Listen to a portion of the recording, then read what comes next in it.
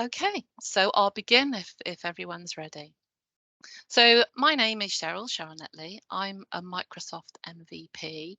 I actually came to the Power Platform relatively recently as a 50 something. I say an enthusiastic 50 something. And I'm here to show everyone exactly how easy it is to get started, because it wasn't that long ago that I got started myself. And so I got started with the help actually of the amazing Power Platform community. And for that reason, my mantra, well, in fact, I have two mantras. The first is that it's never too late. And the second is that we rise by lifting others. Okay. And there, I feel that those are the really important rules to live by. My social details are at the bottom of that slide. So if anyone wants to get in touch with me following this session and has any questions, or if there's anything I can help you with, please do get in touch. Now, as I've mentioned, I'm really lucky to have a fellow member of the community helping me out with this session today. And that's my really good friend, Franco. So Franco, I don't know if you'd like to say a quick hello. Hello, everyone. Excited to be here. I'm very jealous of anyone just getting started with Power Pages or portals now. So many useful resources out there, so much of a bigger community. And you've got a lineup of rock stars in the audience, whether you're already lined up with portals or not. So yeah, hopefully more and more of these sessions to come. Excited to be involved. Cheers. Thank you. And thank you so much, Franco, for joining me today. No So problem. this is our agenda. This is what we're going to go through. We're going to start with thinking about why we should use portals, right? Why would we be interested in portals or Power Pages? Now, I should point out that throughout the session, we will be using the terms Power Pages and portals interchangeably. Okay, I think quite a few of the presenters over the course of the next few days will be covering actually the transition from Power Apps portals to Power Pages. We will be referring to them using both terms. Okay, so we're going to start out with considering why we should use portals. And then we're going to move on to some interesting use cases. So looking at what ways portals and Power Pages, actually Power Apps portals as they are at the moment, have been used by various customers across the globe, right? And we'll actually have a look at some of those websites. Then we're going to move on to how to get started. So I'm going to show you how easy it is to spin up a Power Pages trial, and I'm going to do a small comparison with the existing Power Apps portals maker experience. Franco is then going to help you understand how you can take your portal to the next level, actually. And I'm sure there will be a lot of that detail as well covered in the sessions over the next couple of days. This is hopefully going to whet your appetite for that. Finally, time permitting, we will be taking questions. But obviously, if you do have any questions about anything that we cover today, you can contact either Franco or myself via the social media links. So I'm now going to hand over to Franco, and he's going to hopefully persuade you that you should be interested in portals by asking the very important question, why portals? Franco, over to you. Okay, so why portals? First of all, because they're freaking awesome. They're my passion, as you've probably picked up. But where I found it a little strange with the messaging is I keep seeing that Power Pages are all about low-code websites. And yes, technically, in some ways, that's what it's for. But the next level really is to think about that is we're not just talking about low-code websites. We're talking about low-code self-service websites that are already integrated with Dynamics, Dataverse, all of the Power Platform, Azure, and they come with all the security and scalability of Azure. And the time to value is just ridiculously low. You know, especially if you're already using model-driven apps or Dynamics. If you want to take those business processes, push them online, allow self-service, portals and Power Pages are absolutely the way to go. So if you think what self-service enabled during lockdown, everything that we expected to be able to do with self-service, whether it's dealing with government, dealing with your doctor's surgery, dealing with businesses, self-service for banking. Everything really, the world has opened up to this possibility. We can do it online. We can see live availability for whether that's for concert tickets, for appointments, whatever the case may be. And we can remove a load of bottlenecks. We can free up staff time. We can save the customers a ton of time and money as well. So why lose an afternoon to nip into a branch to deal with something that you can actually just do self-service online through the website? So we can let customers interact with business processes 24/7. I love being able to do that.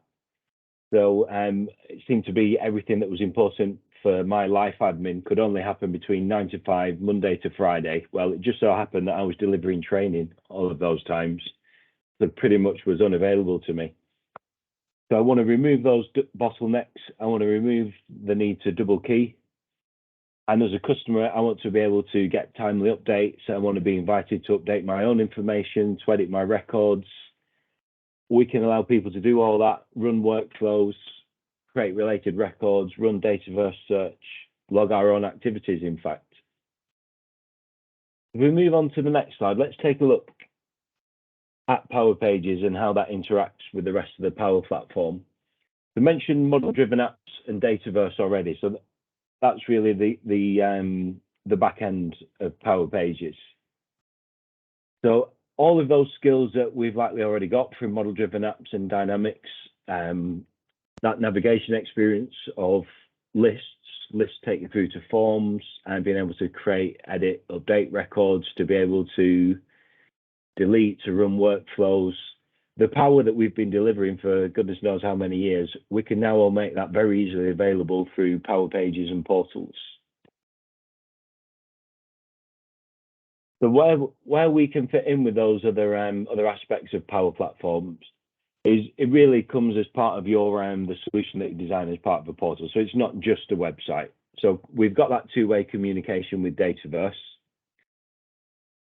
We've got chatbot functionality. We've got integration ready to go with Power Virtual Agents, which you might have already seen. We can take to the next level with integrating with Power Automate.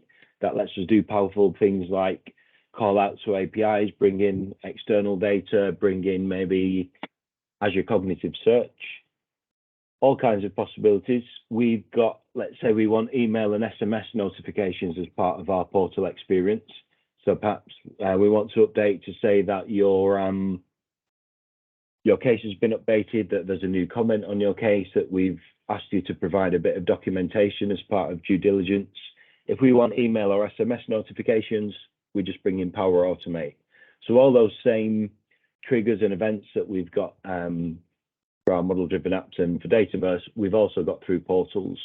So we make it a really powerful solution. And then for reporting, we've got Power BI, again, integration ready-made for us. And if we want to integrate with legacy systems, we've got a few options there as well. So let's say the information we want to show on our Power Apps portal or our Power Pages is from Oracle or whatever legacy system. Then we've got things like data flow and data flows and virtual tables that we can bring into the mix. So what you're joining on to here, even though the Power Pages product is very new, it's a real excellent tried and tested platform and fitting into Power Platform. So it's not just, as you might have heard a few years ago, it's a portal for dynamic CRM. Then it became a portal for model-driven apps and Dataverse. Now you can make use of the latest and greatest across Power Platform. And anything basically that you can do with modern web apps, modern web technologies, you can do with portals. So there might be another piece of the puzzle that you want to bring in live interactions from a web API. Then you've got your usual suspects like Ajax and jQuery to extend it, which we'll cover later on. At least just what language you would use for each use case. And then we've got some excellent, more detailed sessions over the next couple of days for that as well. Hey, Cheryl, shall we get on to use cases, please? Brilliant. Brilliant. Thanks, Franco. So hopefully everyone is like really excited about using Power Pages and becoming familiar with portals, because they do have this massive wealth of the Power Platform goodness sitting right alongside them. We're going to look now actually at how some organizations have implemented portals. Okay, and I've shown just a small selection of some of the Power Apps portals that I've found by doing a simple Google search actually and checking the Microsoft website. But actually, a couple of us who are on this call have been involved with some of these implementations. Okay, as you can see, these organizations are, some of them are global. They are certainly spread across the globe, and hopefully some of them are familiar with some of you, right? So I'm just going to hop out of the session now, and I am going to show you an example or some examples of some of these organizational portals, so that you can begin to understand actually what the art of the possible might be with portals. Because, you know, as Franco's mentioned, they do lend themselves particularly well to things like, you know, support where customers want to log in, keep track of cases, maybe keep track of order processing, you know, keep track of their own data, right? But equally, as we've mentioned, they can be used in all sorts of situations. So I'm just going to hop over now and take a look at some of those. So if we go to this tab. Okay, so I'm going to begin with the City of Columbus. As you can see, they have a portal. This is a Power Apps portal. It's actually still called Power Apps Portals, okay, but it doesn't necessarily need to be. It is possible actually for you to use a custom domain name with Power Apps Portals, and you'll see that some of the other organizations that we look at have done exactly that. Now this one, if for those of you who are familiar with portals, will see that actually it doesn't look too unusual from the terms of what's available out of the box with the portal. But you'll see as we look at some of the others that actually we can make them look and feel very different. So this is, as I say, City of Columbus. Quite a lot of government organisations use Power Apps portals. The next one I'm coming to is actually an automotive retailer who's using this for their employees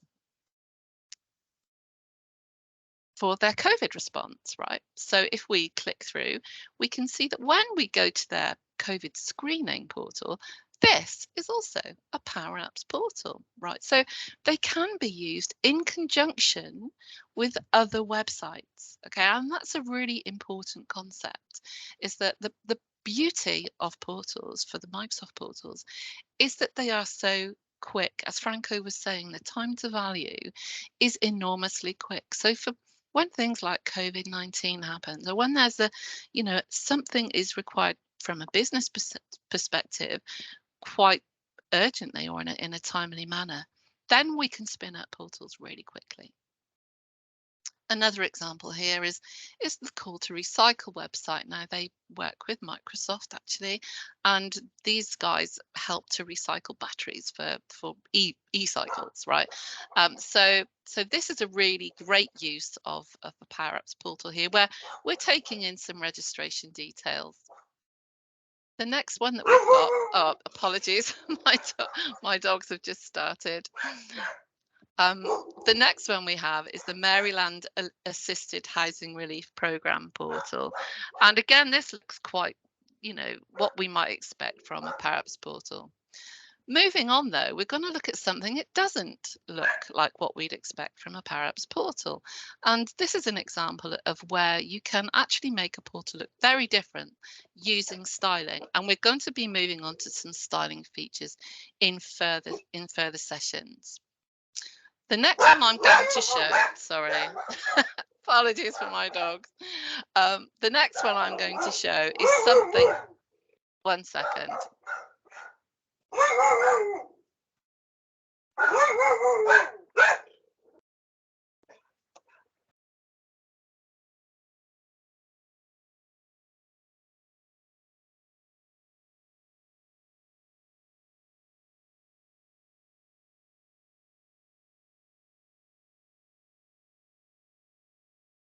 The beauty of working from home, right? Oh, Excellent stuff. apologies. You know, I actually Fantastic. took them for a really long walk this morning. I thought, right, I'll take them for a really long walk and I'll tire them out. But no, uh, I've checked them outside now. Apologies for that, guys. So yeah. So this is an example. Actually, the organisation that I work for. I work for an organisation called Curve Digital. We've been working with the DVSA, the Driving Vehicle Standards Agency in the UK, and we've done a few portals for them. In fact, we've delivered some of their requirements using Power Apps portals. And if you, in fact, you know, quite a few government agencies in the UK have used Power Apps portals. And you can see that if you go to, you know, for example, a government website, it does look very different to the look and feel that you get from a Power Apps portal out of the box. Okay. And we attain this, we get this sort of look and feel using styling. And I believe that Raghavan is going to go into some detail on this during his session. And in fact, if I could just ask you to hop in here just for a second, please, Raghavan. This is actually a website that Raghavan has been involved in helping to put together. So I don't know if you'd like to say a few words about this one. Yeah, sure, surely. Actually, yeah. So Immigration New Zealand. So it is a visa application. So you can see it's the complete look and feel. It's a bit different. It's a whole lot of development team is working on here, and I think for ages and ages we have been dealing with the government data, and you can see it's a customized look. And the beauty of Power Apps portal is we were using a companion app, so which is like we are using a portal web API and then calling the authentication token and building a separate portal out of the Power Apps portal, and we are storing all the data in the database as well as in a different SQL management server as well. So this is due to NDA, I can't share much, but the Department of Internal Affairs applying for a citizenship as well as applying for a first-time passport, all are based in Power Apps portal, including the website which you are seeing currently, immigration.government.new Zealand, which covers all the visas and how to apply for the visa.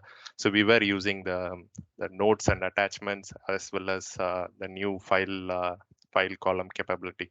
So which is really excited. Like that is where we are going through the path, and this is like quite a bit of different journey. I think I would be covering a few of the bits in my session. So please keep an eye on that.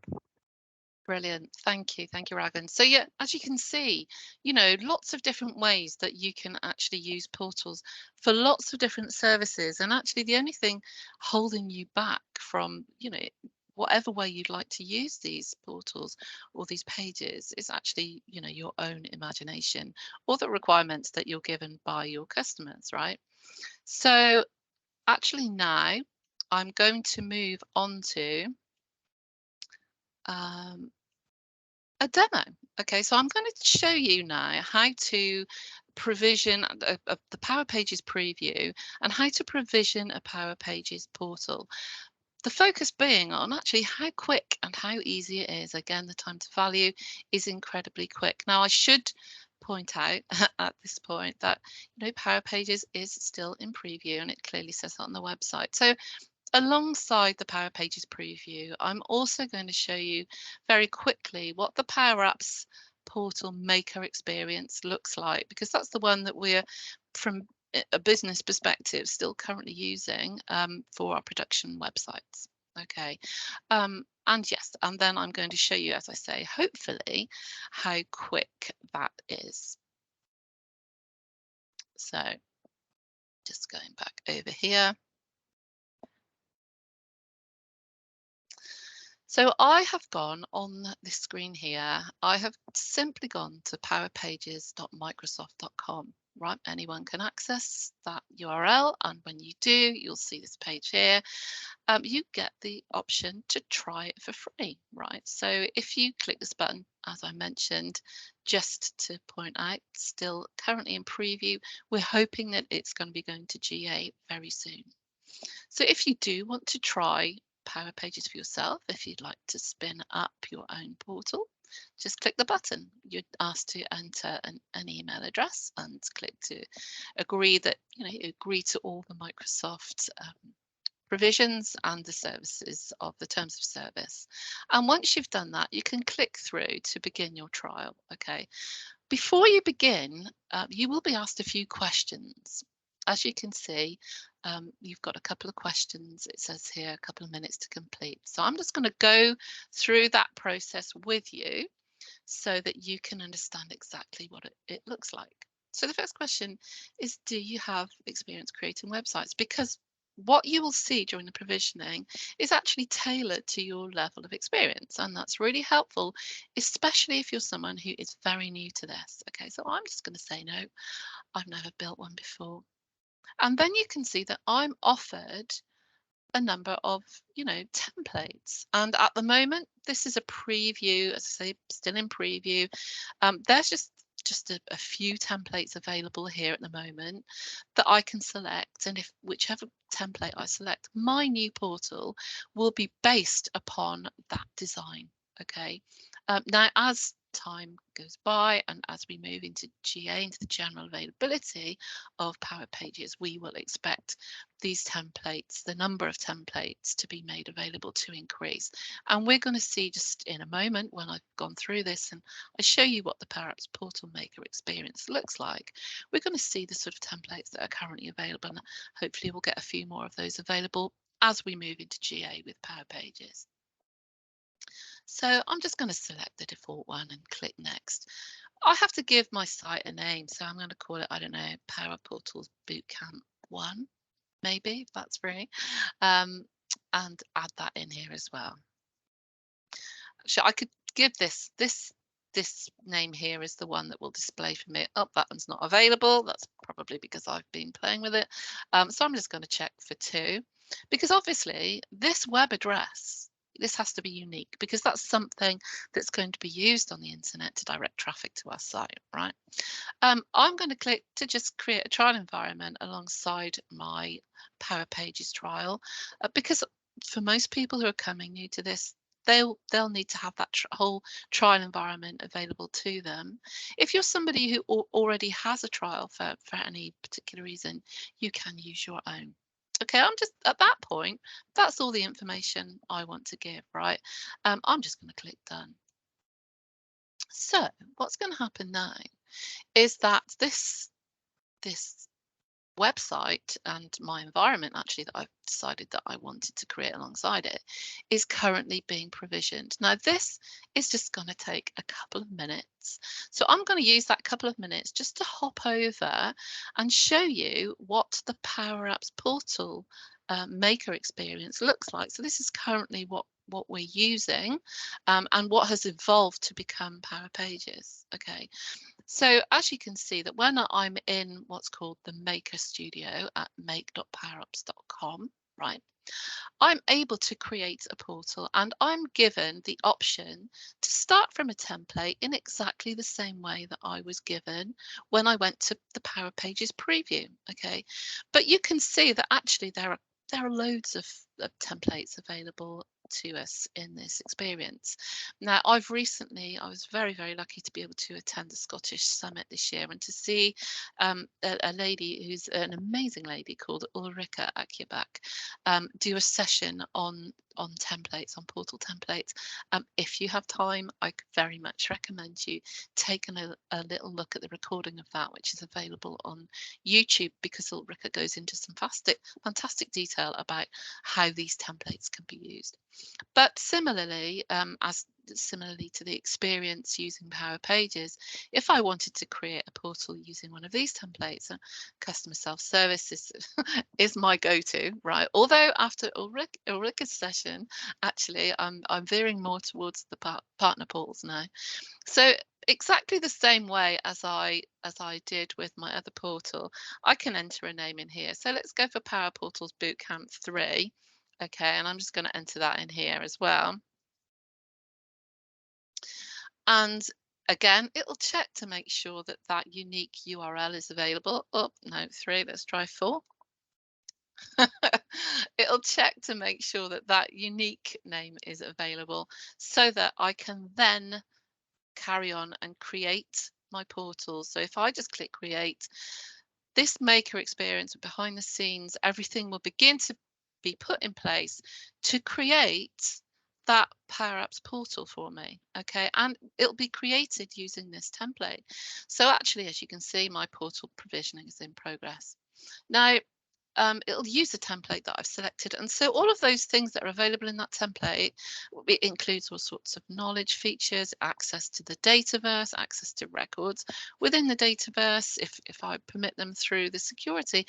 All of that goodness actually will be available to me immediately, okay, which is pretty cool, right?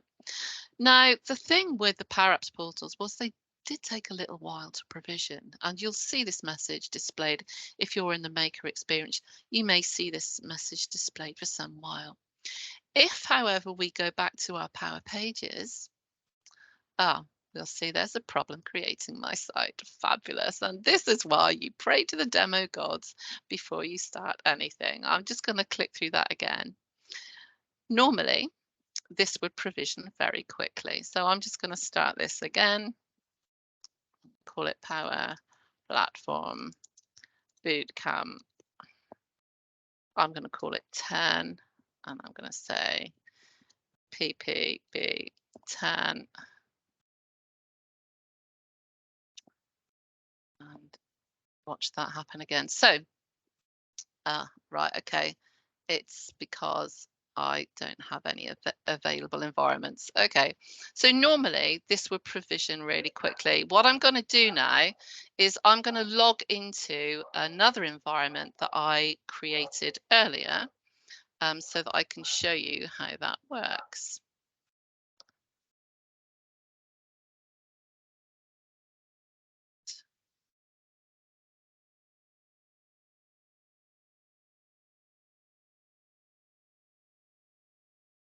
To sign in.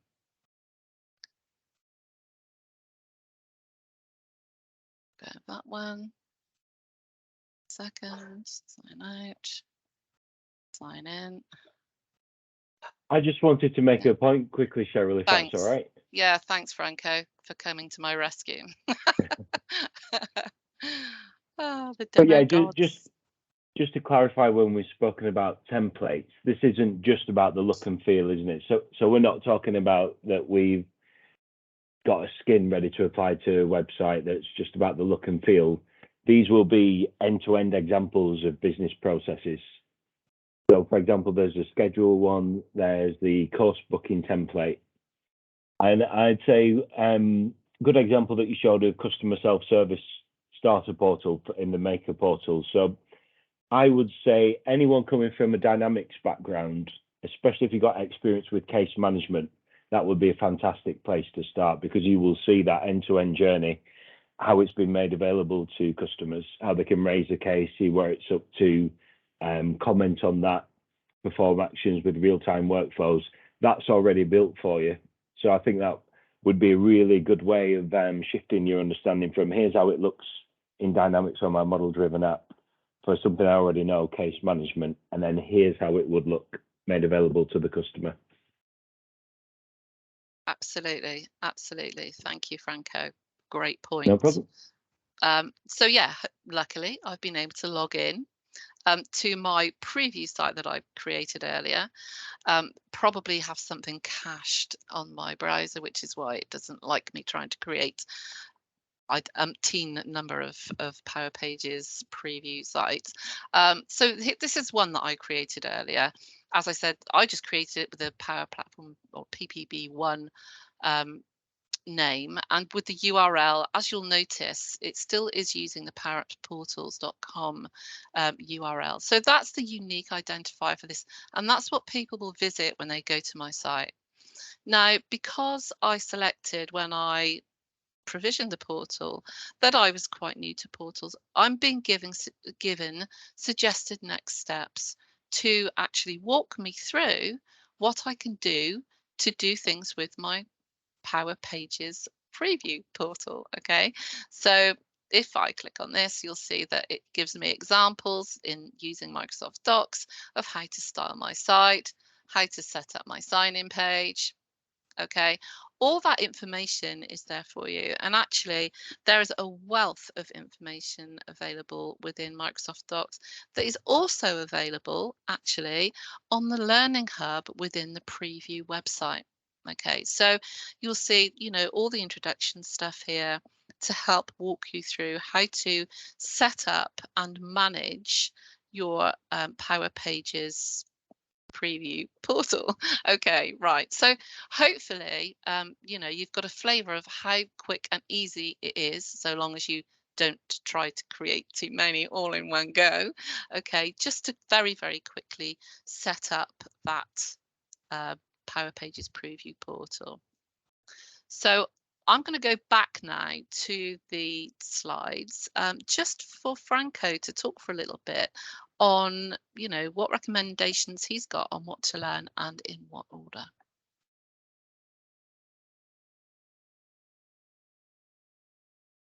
Thanks, Cheryl. So what I was thinking here is, if I was to start my journey over again, would I start with trying to do the most advanced things first and the most expensive requirements first, which is definitely what I did, and that would be an absolute no. So lots of what I ended up building from scratch, customizing with APIs and jQuery and Liquid, all kinds of things, was actually often turned out to be available out of the box. And what I'd not done is explore the existing templates and see where just the out-of-the-box configuration could take me. If we think back, again, if you come from Dynamics or a model-driven app background, think of the power that we've delivered in the past. So when we first brought business process automation to the organization, when we what we could implement just with forms, views, activities, workflows, that's exactly where I would start with the portal. So learn forms inside out, learn lists inside out, learn how to link the two. So navigating that experience from a list to either create a record, open a record.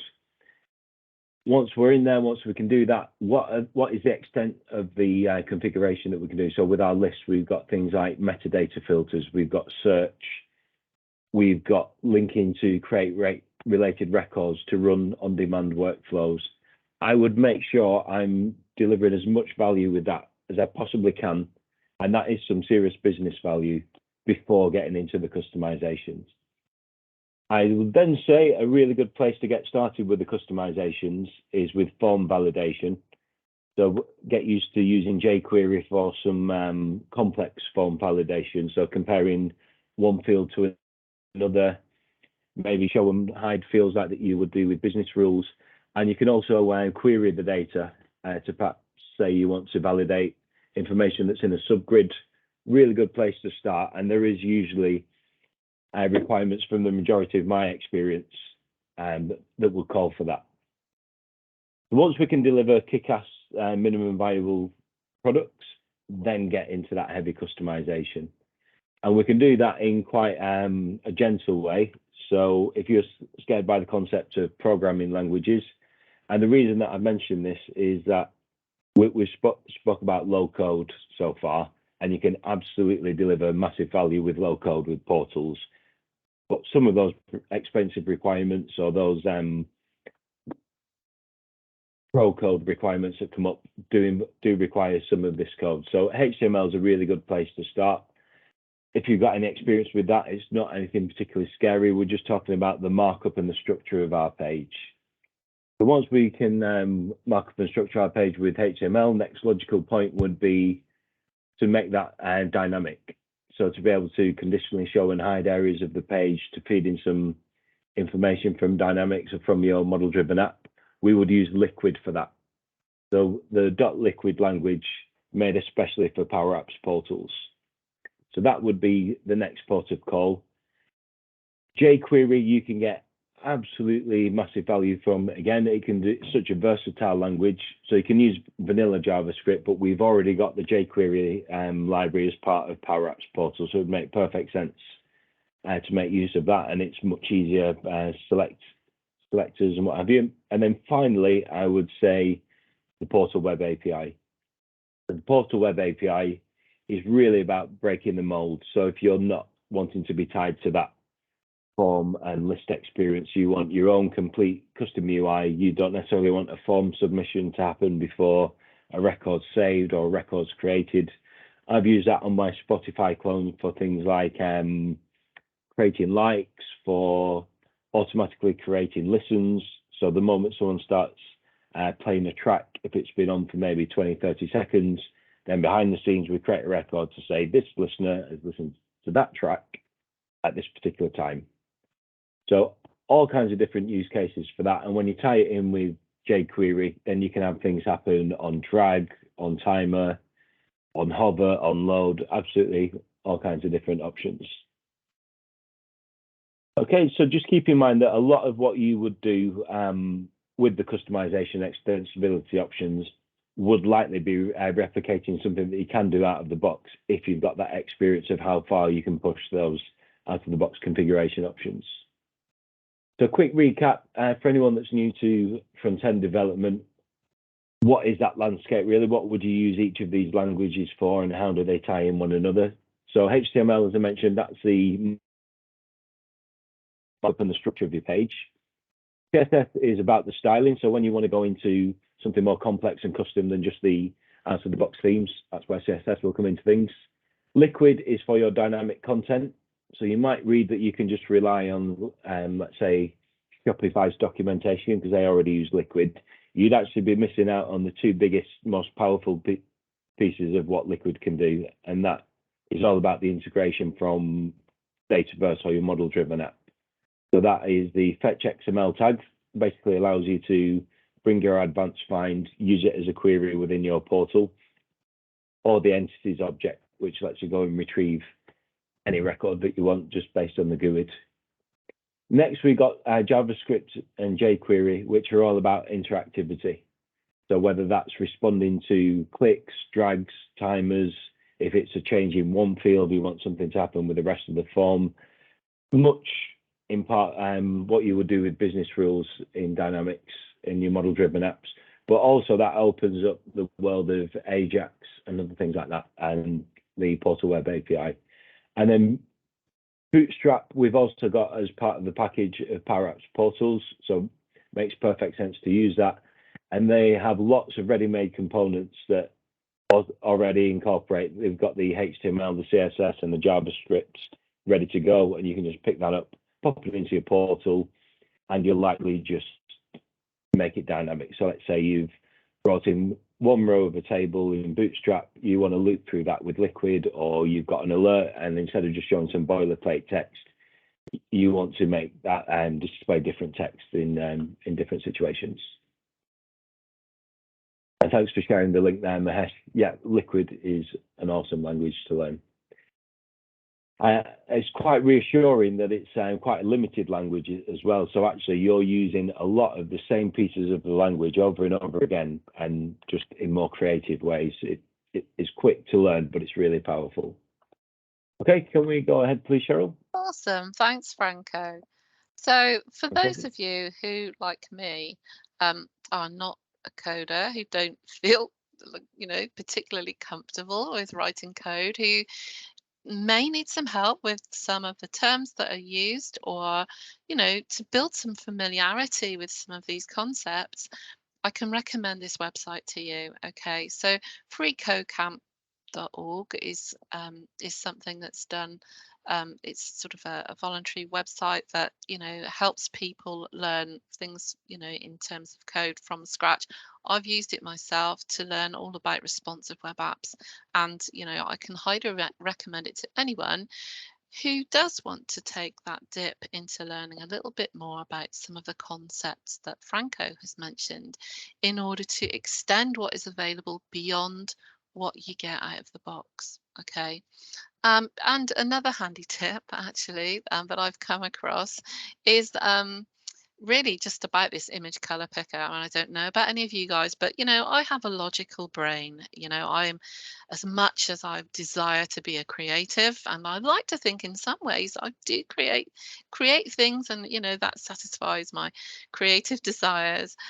When it comes to colors, I'm just absolutely not brilliant, but have stumbled upon this website called Image Color Picker, where if you upload an image such as the Power Pages logo, it'll give you an entire palette that you can then use either within your website, within your Power Pages portal, or as I did on this PowerPoint presentation.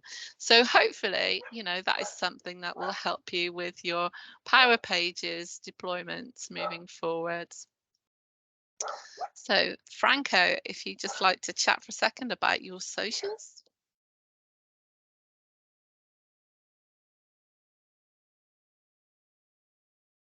I don't think I'll waste anybody's time doing so, actually, but feel free to reach out. I'm on Twitter quite a bit. That might be a good way to reach us. And for things like the Portal Web API, customizing the profile page, anything that I just stumble along for the first time, I tend to blog about. I'm not the most prolific blogger, but the ones that are on there are in quite some detail. But what I did want to add is just I myself found those examples that you and Raghavan showed really, really helpful and reassuring. So I think if I was just coming to Power Pages or Power Apps Portal for the first time and maybe I was unsure about the platform, is it tried and tested? I've seen now, yes, absolutely it is. It's in use in the wild by some giant organizations, corporations with millions of users for business critical applications like visa applications, passport applications. It is reliable, it is scalable, it is proven. It just, we've got the more intuitive interfaces on the front of it with Power Pages, but the Power Apps Portals platform is absolutely tried and tested. And also, again, if anyone's still not sold on why we would have self-service, coming from that Dynamics or model-driven app background, just think for your business process at the moment, what's the delay usually? It's either the customer's availability, the staff's availability, or it's double keying, at least in my experience. But now with purely config, we can take those business processes online and put the customer in the driving seat. So they're getting everything in a timely, transparent manner. They can do it 24/7. We don't need staff waiting at the other end. We're not taking up call volumes or anything like that. For me, it's a no-brainer. It makes perfect sense. Get using Power Apps Portals and Power Pages. And Brilliant. thanks for having us, Cheryl. Thanks, Franco, and thanks for joining in. I've really enjoyed it, actually. Now, Franco's been really modest there, right? 100% go and have a look at his website. I have used his blog so many times, right? So yeah, go and have a look at it. He's got some great content on there. So that's just about it for us. Thank you for bearing with my dogs and with my demo god experience. If anyone has, and they're off again. If anyone has any questions, feel free to ask them now. I don't know if there's anything that has appeared in the chat that anyone wants to ask. Thank you, Cheryl. Thank you, Franco. So for kicking off this boot camp. So any questions? You've got 5 minutes, guys, to ask any questions you like. So the purpose of this session was to get you started, to be able to navigate around the Power Platform, to be able to initiate your first Power Page. Does everyone feel they can do that? Does anybody have any questions? Please feel free and drop that in the chat now. You've got 5 minutes until the next session before we introduce Ritika. So let's take a look. Any questions in the chat or in the Q&A? I think some of the questions have already been answered around the programming languages supported for Power Pages. So if we are starting fresh to learn Power Platform skills, should we learn Power Apps Portals or Power Pages? So that's the first question, Cheryl. Yeah, if you're just starting out now, then I would recommend probably going straight to the Power Pages preview, because that will be in GA very soon.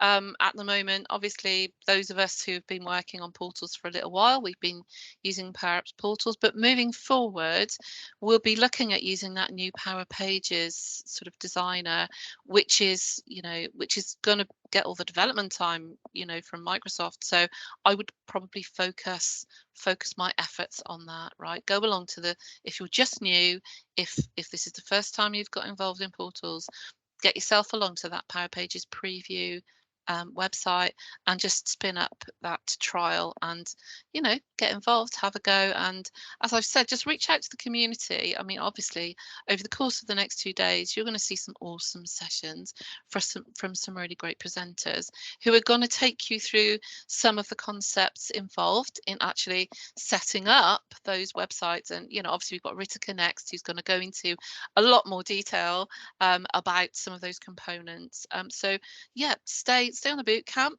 spin yourself up a trial, use the Power Pages preview, and then once it's available in GA, you know, you'll have some of those skills necessary to move forward and build some really great websites. Thank you, Cheryl. So the next question is from Almeida, who's asking, for projects starting now, should we use portals, make.powerapps.com, and then wait for Pages to fully be implemented? So I think Almeida is asking, where do you navigate to for starting portals? I think it's basically what you showed earlier, but he may have missed it. Yeah, I think so it, possibly. yeah, that's right. So it's currently the current advice has been to use, because the production ready tool at the moment is the Power Apps portals way of doing things, right? So you would go to make.powerapps.com to begin to spin up your portal from there.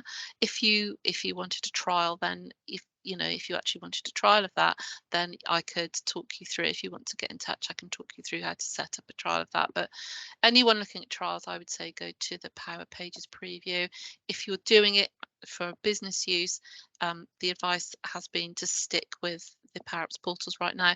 I know we've got Nikita on during the boot camp, so whether or not he's got any better advice on that, I'm quite eager to see. Thank you for that clarification, Cheryl. So there is a lot of questions in relation to the confusion around Power Pages and the portals. So I think you've clarified that very well there. So Kavita is asking, how long does it take to provision a site? Well, if you don't get the issue that I had where I've tried to provision too many, if it's your first, it literally takes just under 5 minutes, okay? And that's actually why I stumbled across the problem today, because earlier on I thought, oh, I'll just double check, how long this is going to take. Typically it is under 5 minutes. Normally, by the time I'd have finished talking about the Power Apps portals and gone back to the Power Pages preview, my site would have been ready for me. Okay, so yeah, it's really, really quick and much quicker than the Power Apps portal experience. So you can get yourself up and running really, really quickly. Right. So there is a question by Sahu who's asking, how much is the price of setting up a Power Apps page? How much Dataverse space can we get? Okay, well, this wasn't really talking about the licensing details, and actually we are waiting at the moment. We're waiting for some further licensing information that we've been advised will be coming out shortly.